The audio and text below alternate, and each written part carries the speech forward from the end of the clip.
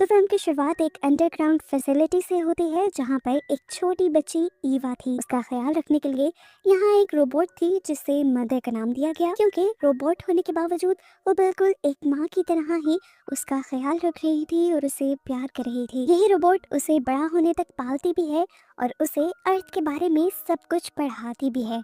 कुछ ही अरसे में ईवा बड़ी हो गई। उसे अकेले खेलने में मजा नहीं आता था।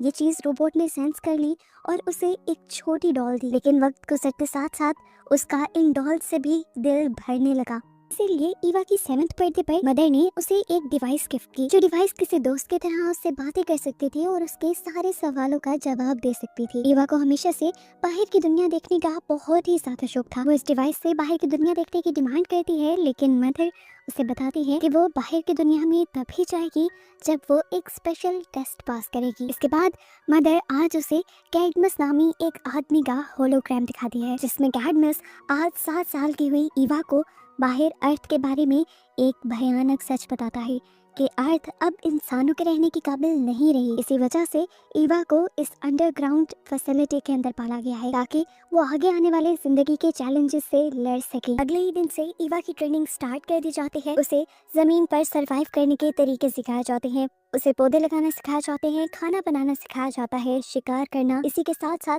कैलकुलेशन करना और अपने आप को बचाने के लिए सख्त ट्रेनिंग भी दी जाती है। ये सब करते करते ईवा 16 साल की हो जाती है और आज मदर उसे बताती है कि अब वक्त आ गया है जब उसका टेस्ट दिया जाएगा और उसे देखा जाएगा कि क्या वो इस फैसिलिटी से बाहर जाने के काबिल है या नहीं। ईवा बहुत ज्यादा एक्साइटेड थी। सुबह उसकी जिंदगी का बहुत बड़ा दिन था।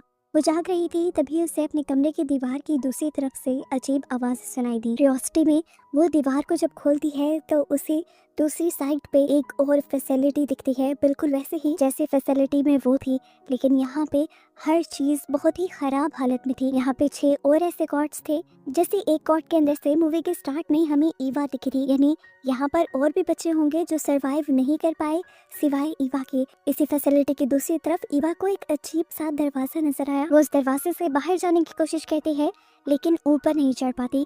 तभी उसे सामने से एक क्रिएचर जाता दिखाई देता है, जिससे वो मदद की आवाज दे देती है। लेकिन ये क्रिएचर काफी खतरनाक था। उसने उल्टा ईवा के ऊपर ही हमला शुरू कर दिया। इससे बचने के लिए ईवा भागते हुए अपनी फैसिलिटी के अंदर जाती है और उसे बंद कर देती है। लेकिन ये क्रिएचर अब लगातार उसके पीछे था। उसके आने की वजह से यहाँ अलार्म बजने लगे थे और मदर को भी उस क्रिएचर के आने का पता चल गया था।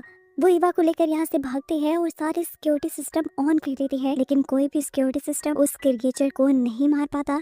तो मजबूरन मदर यहाँ से बाहर निकलने वाला गेट खोल देती है और ईवा से उसकी जान बचाने के लिए यहाँ से बाहर जाने को कहती है। ईवा अब सालों बाद पहली मर्तबा अर्थ की सरफेस पे थी। ये अर्थ पहले जैसी बिल्कुल नहीं लग रही थी जैसी होलोग्राम्स में उसे दिखाई गई थी। अर्थ बिल्कुल बदल चुकी थी। यहाँ पे खतरनाक क्रिएचर्स और खतरनाक पौधे उगाए थे। वो जब अपनी डिवाइस से भी इन पौधों के बारे में पूछती है तो उसकी ये मल्टी फंक्शनल डिवाइस पे इन पौधों के बारे में कुछ नहीं जानती थी।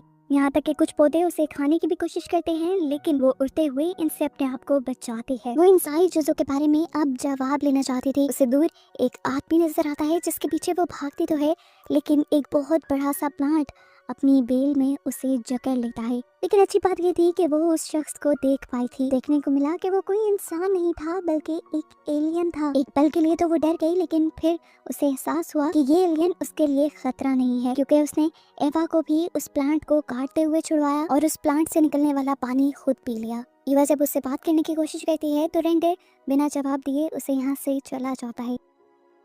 ईवा उसके पीछे पीछे जाने लगी, लेकिन फिर रेंडर ने उसके आगे हाथ करके उसे रोक दिया, क्योंकि उसे यहाँ पर एक मॉन्स्टर की मौजूदगी का एहसास हो रहा था। ये मॉन्स्टर उड़ते हुए इनके पास आता है और इससे पहले कि ये दोनों कुछ कर पाते, वो मॉन्स्टर इन दोनों को बेहोश करके एक जगह पे लटका देता है। जब रेंडर और ईवा को होश आया तो इन दोनों ने देखा कि वो मॉन्स्टर इनको अपने ठिकाने पे ले आया था, जहाँ पर मदर भी थी। और यहाँ पर उस मॉन्स्टर ने एक और क्रिएचर ऑटो को भी बंदी बना कर रखा हुआ था। ईवा अपनी लेजर गन से सबसे पहले अपने आप को छुड़वाती है और फिर ऑटो को छुड़वाती है। ऑटो आजाद होते ही यहाँ से भागने लग जाता है, जिसका मॉन्स्टर को पता चल जाता है और मॉन्स्टर उसको पकड़ने के लिए उसके पीछे लग जाता है।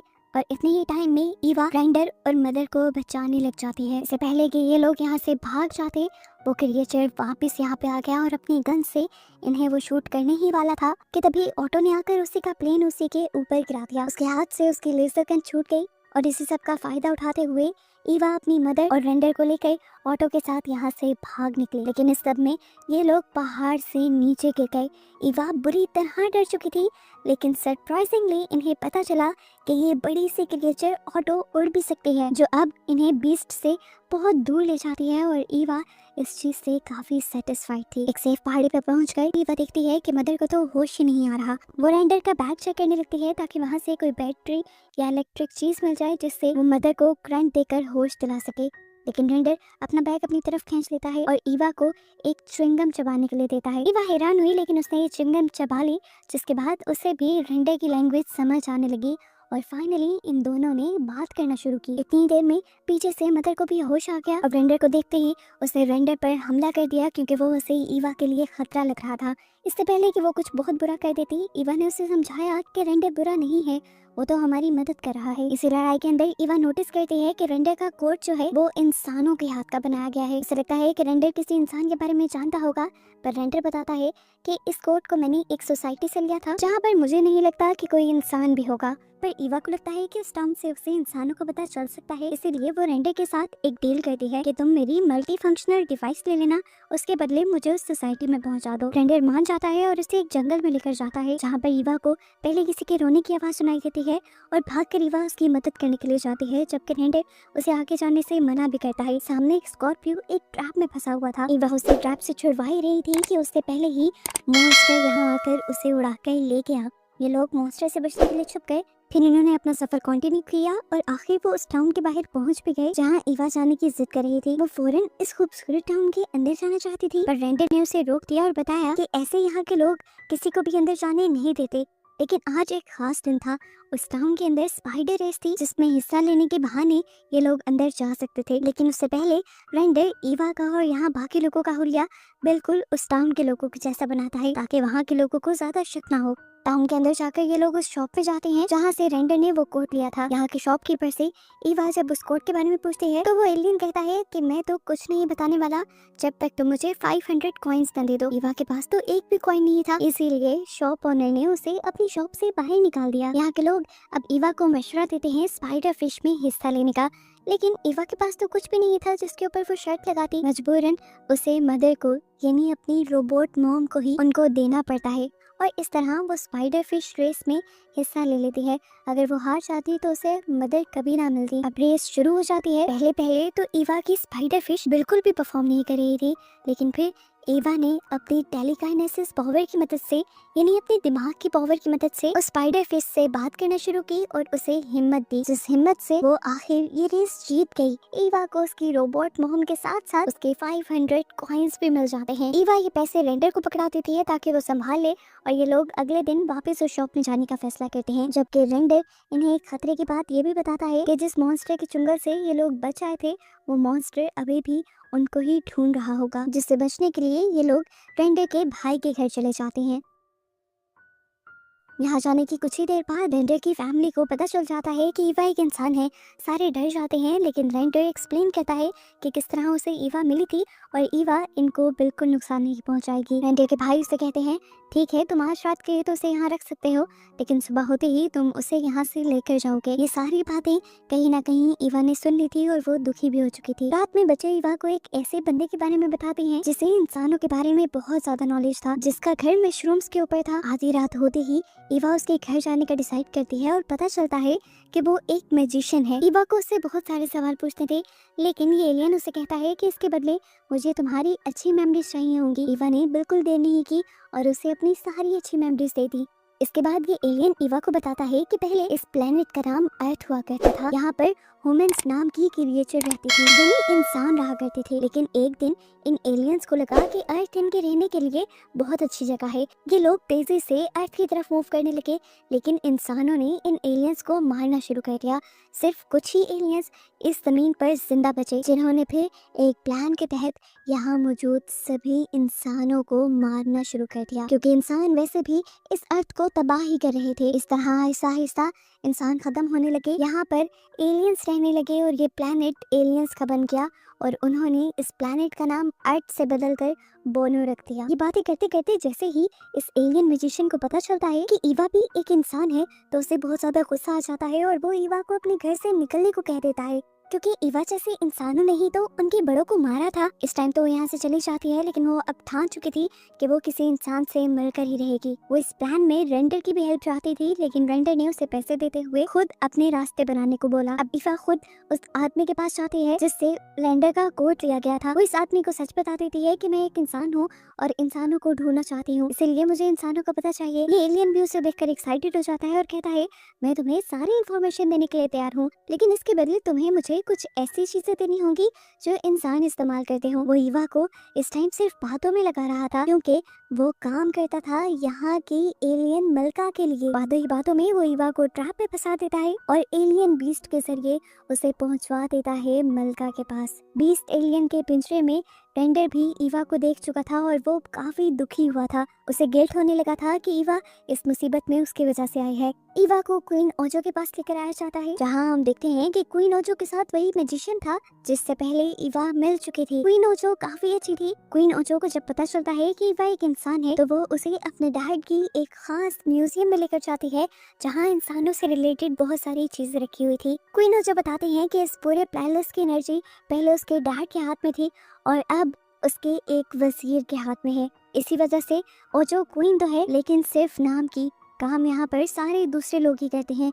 ईवा को उसकी ये बात सुनकर काफी दुख होता है, लेकिन बातों ही बातों में ये दोनों अच्छे दोस्त भी बन जाते हैं। क्वीन ओजो उसे एक ह्यूमन कार भी दे देती है जो उसके डैड ने इंसानों की निशानी के तौर पे संभाल के रखी हुई थी। वो ईवा को इसे इस्तेमाल करने की इजाजत देते हुए उसे कहते हैं कि तुम यहाँ पर इंसानों को ढूंढ सकती हो। इससे पहले कि ये लोग इस कार के जरिए बाहर चले जाते, क्वीन ओजो के आदमी आकर ईवा को पकड़ लेते हैं। क्वीन उसे ऑर्डर भी देती है कि ईवा को छोड़ दिया जाए, लेकिन वो क्वीन को मना कर देता है कि कहते हुए कि मैं आपके सारे ऑर्डर्स नहीं मान सकता, क्योंकि मैं आपका लीगल एडवाइजर हूँ और आपके गलत फैसलों को सही करना मेरा काम है। लीगल एडवाइजर होने के साथ साथ मैं साइंटिस्ट भी हूँ और एलियंस की भलाई के लिए अब मुझे ईवा पर एक्सपेरिमेंट करने होंगे।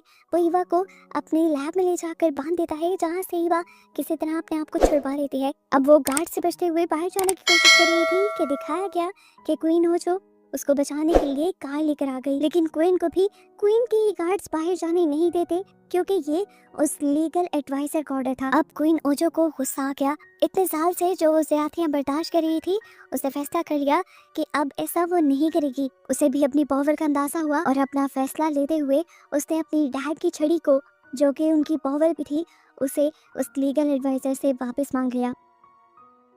वो उसे वापस नहीं देना चाहता था, यहाँ तक कि क्वीन के गार्ड्स भी उसी का साथ देते थे। लेकिन आज जब क्वीन के गार्ड्स ने देखा कि क्वीन बहुत ही अटल है अपने फैसले पे, तो वो गार्ड्स क्वीन के पीछे आ जाते हैं और इस तरह उस लीगल एडवाइजर को क्वीन की सारी चीजें वापस देनी पड़ती हैं। क्वीन ओजो ईवा को अब एक ऐसे डेजर्ट के बारे में बताती है जहाँ पर कुछ बचे कुचे सर्वाइवल्स यानी इंसान अभी भी थे। ईवा क्वीन की इस मेहरबानी से बहुत ज्यादा खुश हुई और फिर अपनी कार को लेकर निकल गई। बाहर जाने पर उसे रेंडर, मदर और ऑटो भी मिल गए, जिन्होंने एक साथ सफर कंटिन्यू करने का डिसाइड किया। ईवा क्वीन के बताए रास्तों पे चलती रही और फाइनली उसे एक ह्यूमन सिटी मिल भी गई, जिसे देखकर वो बहुत ज्यादा एक्साइटेड हो गई। सिटी के अंदर जाने के लिए उन्हें एक ब्रिज को क्रॉस करना था, लेकिन बदकिस्मती से वो टूटा हुआ था और इस तरह उन्हें रुकना पड़ गया। ईवा ख्वाबों के बहुत करीब आकर अब रुक गई थी। उसे दुख होने लगा था। ईवा हार मानना नहीं चाहती थी, इसीलिए वो टूटे हुए ब्रिज पर ही अपनी कार को चलाती रहती है। हालांकि मदर ने उसे वार्न भी किया कि इस तरह उनके मरने के चांसेस बहुत ज्यादा हैं। नीचे पूरी एसिड की नदी थी, अगर ये लोग उसमें गिर जाते तो मर जाते, लेकिन ईवा किसी की भी नहीं सुन रही थी। एसिड से निकलते हुए धुएं ने इनके कार के इंजन को भी फेल कर दिया और इस तरह इन्हें कार को छोड़ना पड़ा। कार नीचे गिर गई और ईवा फूट फूट कर रोने लगी। उसने अपने साथ साथ सभी की लाइफ को डेंजर में डाल दिया था, खतरे में डाल दिया था। एकदम से उसे याद आता है कि ऑटो भी तो उड़ सकता है, लेकिन ऑटो उसे बताता है कि मैं उड़ नहीं सकता, सिर्फ ग्लाइड कर सकता हूँ, यानी बड़े जंप कर सकता हूँ। और इस काम के लिए उन्हें एक बहुत ऊंची जगह पे जाने की जरूरत थी, ये लोग ब्रिज के छोटे छोटे सहारों पे पाइप्स पे चलते हुए आखिर एक लंबी जगह पर पहुंच ही जाते हैं, जहां से आखिर ऑटो इन सबको बिठाकर गाइड करता है और ये लोग पहुंच जाते हैं इंसानों के शहर में। जहां जाकर ईवा की खुशी की इंतहा नहीं थी। वो पूरे शहर में भागने लग जाते हैं, लेकिन एक और उदासी उसके अंदर छा गई कि उसे इतनी देर में एक भी इंसान इस पूरे शहर में नहीं दिखा। इस शहर में जगह जगह कब्रें बनी हुई थी और अगर कुछ इंसान कब्रों से बाहर थे तो वो भी मरे हुए थे। ये देखते हुए ईवा को रियलाइज हो गया कि वो इस दुनिया में आखिरी लड़की बची है। वो बहुत ज़्यादा उदास थी, लेकिन तभी उसने देखा कि वो एलियन बीस्ट जो पूरी मूवी से उसके पीछे था, वो इस मर्तबा दोबारा उसे ढूंढते हुए उसे नुकसान पहुंचाने के लिए आ गया था। और असल में उसे भेजा था उसी मैजिशियन, उसी साइंटिस्ट ने, जो क्वीन का लीगल एडवाइजर भी था। ये समझते हुए ईवा भी उससे लड़ने का डिसाइड करती है, लेकिन ये बीस्ट बहुत ताकतवर था। वो ईवा को मारने ही वाला था, लेकिन तभी ऑटो ने ईवा को बचाने के लिए उसके ऊपर एक बस से हमला कर दिया। लेकिन बीस्ट को इस हमले से कुछ नहीं हुआ। वो ईवा को मारना चाहता था, लेकिन तब ईवा ने बड़ी ही चालाकी से उसी का वेपन लेकर उसी को मारने की कोशिश की। इस वेपन की वजह से वो एक दीवार में जाकर लगा, लेकिन फिर दोबारा से खड़ा हो गया। वो अपना वेपन लेकर दोबारा से ईवा को मारने ही वाला, लेकिन तब मदर उसकी वेपन के सामने आ गई और उसने वो वेपन शूट भी कर दिया। यहाँ पर ईवा को लगा कि अब ये मॉन्स्टर उसकी जिंदगी खत्म कर ही देगा, लेकिन तभी उसकी मदद करने के लिए यहाँ पे बहुत सारे वो छोटे छोटे स्कॉर्पियोज आ गए, जिनकी एक साथी की मदद पहले ईवा ने की थी और इस सबको उसका पता था। ये सारे ईवा की मदद करते हैं और उस बीस्ट के ऊपर चढ़ते हुए उसे जमीन के नीचे ले जाते हैं। ईवा अब अपनी मदर के पास थी। बेशक वो एक रोबोट थी, लेकिन ईवा को उससे एक मदर की तरह इमोशनल अटैचमेंट थी। उसके खत्म होने पर वो रोने लगी थी। अभी वो रो ही रही थी कि यहाँ पर एक एयरशिप आकर रुकी। ईवा ने हैरान होकर उस एयरशिप को देखा। उसके अंदर से वही इंसान निकल रहा था जिसके होलोग्राम वो बचपन से देखती आई थी। उसे देखते ही ईवा की आंखों से आंसू निकल आते हैं और यह आदमी ईवा से कहता है, चलो हम अपने घर चलते हैं। और यहाँ पता चल जाता है कि ईवा के अलावा और भी इंसान अभी जिंदा थे, लेकिन किसी और प्लेनेट पर। ईवा खुश हो जाती है और बस इसी के साथ ये मूवी यहाँ खत्म हो जाती है।